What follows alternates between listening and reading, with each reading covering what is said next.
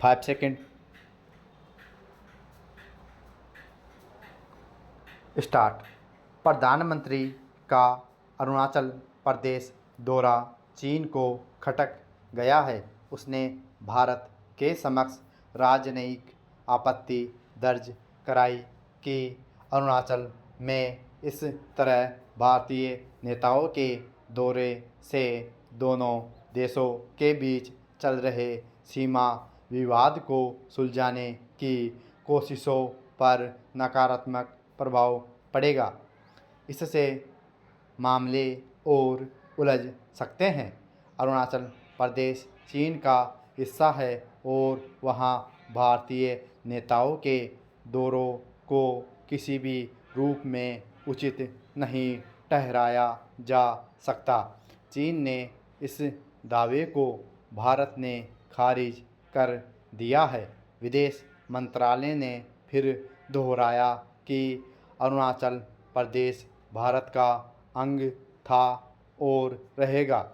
दरअसल पिछले हफ्ते शनिवार को प्रधानमंत्री ने अरुणाचल प्रदेश में बनी सेला सुरंग राष्ट्र को समर्पित की। असम के तेजपुर से अरुणाचल के तवांग को जोड़ने वाली यह सुरंग हर मौसम में आवागमन की सुविधा प्रदान करेगी। इससे सामरिक महत्व के तवांग इलाके तक हर मौसम में भारतीय सैनिकों की आवाजाही आसान हो जाएगी। करीब 13,000 फुट की ऊंचाई पर बनी इस सुरंग को दुनिया की सबसे लंबी सुरंग माना जा रहा है। जाहिर है इससे चीन असहज हो उठा है। तवांग तक भारतीय सैनिकों की पहुंच आसान होने का अर्थ है चीन को बड़ी सामरिक चुनौती। चीन लंबे समय से अरुणाचल प्रदेश को दक्षिणी तिब्बत कहते हुए अपना क्षेत्र बताता रहा है।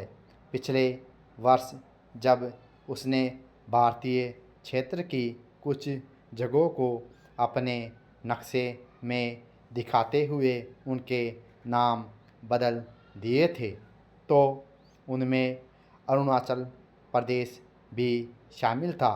चीन ने अरुणाचल का नाम बदलकर जेगनान रख दिया है। इस पर भारत ने उस वक्त भी सख्त नाराज़गी जाहिर की थी। कोई भी देश इस तरह किसी दूसरे देश के किसी हिस्से का नाम बदलकर उसे अपने नक्शे में शामिल कर ले तो इससे अंतर्राष्ट्रीय सीमा का कोई अर्थ ही नहीं रह जाएगा। भारत और चीन के बीच वास्तविक नियंत्रण रेखा को लेकर हुए समझौते के अनुसार अरुणाचल प्रदेश भारत का हिस्सा है। वहाँ रहने वाले लोगों को बाकायदा यहाँ की नागरिकता प्राप्त है, मगर चीन समय समय पर यह जताने से बाज नहीं आता कि भारत ने अरुणाचल पर अवैध कब्जा कर रखा है, जबकि हर बार भारत ने उसके इस दावे का पुरजोर खंडन किया है। इस बार भी उसके दावे को निराधार बताकर खारिज कर दिया गया है। वास्तविक नियंत्रण रेखा संबंधी समझौते को जुठलाने और वहाँ अस्थिरता पैदा करने की चीन की कोशिशें किसी से छिपी नहीं है। अक्सर उसके सैनिक सीमा पार कर भारत के अधिकार वाले हिस्से में आ जाते हैं। जब उन्हें चुनौती दी जाती है तो वे लौट जाते रहे हैं। करीब 4 वर्ष पहले उसके सैनिक गलवान घाटी में घुसकर भारतीय सैनिकों से गुत्थम गुत्था हो गए थे। उस झड़प में दोनों तरफ के सैनिक शहीद हो गए। तब से दोनों देशों के बीच रिश्ते तनावपूर्ण बने हुए हैं। हालांकि सीमा विवाद सुलझाने के लिए चीन के सैन्य अधिकारी बातचीत की मेज पर आते रहे हैं।